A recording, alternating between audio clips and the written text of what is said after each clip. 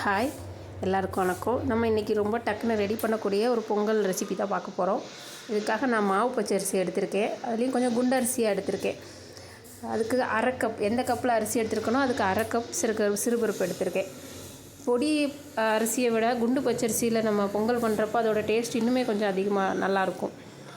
அது மாதிரி நான் நெய் ஊற்றலை, ஒரே ஒரு ஸ்பூன் அந்த ஜீரகமும் மிளகும் வறுக்கிறதுக்காக தேங்காய் எண்ணெய் தான் யூஸ் பண்ணியிருக்கேன். ஒரு சில நேரம் அந்த நம்ம ஊற்றுற நெய்யெல்லாம் குக்கரோட அந்த விசில் வர்றப்பவே அது வழியாக அவ்வளோ வெளியே வந்து வேஸ்ட்டாக தான் போகுது. அது நல்லா பொரிஞ்சதுக்கப்புறமா நம்ம கழுவி வச்சுருக்க அரிசி பருப்பு அதில் சேர்த்துருங்க. சேர்த்துட்டு ஒரு கப் அரிசிக்கு நான் 2.5 கப் தண்ணி வச்சுருக்கேன். நான் குண்டு பச்சரிசி எடுத்துருக்கிறதுனால 2.5 கப் தண்ணி வச்சுருக்கேன். நீங்கள் எந்த அரிசி எடுக்கிறீங்களோ அதுக்கு ஏதாப்புல தண்ணி வச்சுக்கோங்க. அதை வச்சு தண்ணியை விட்டு அது நல்லா பபுள்ஸ் மாதிரி வர்றப்ப நீங்கள் குக்கர் மூடிட்டு விசில் போட்டுக்கோங்க. 3லேருந்து 4 விசில் வந்ததுக்கப்புறமா அந்த ஸ்டீம் கூல் ஆனதுக்கப்புறமா ஓப்பன் பண்ணி பாருங்கள். நல்லா குழஞ்சி மசிஞ்சு அந்த பொங்கல் ரெடி ஆகிருக்கும். இதுக்கப்புறமா நீங்கள் 2 ஸ்பூன் நெய் சேர்த்துக்கோங்க.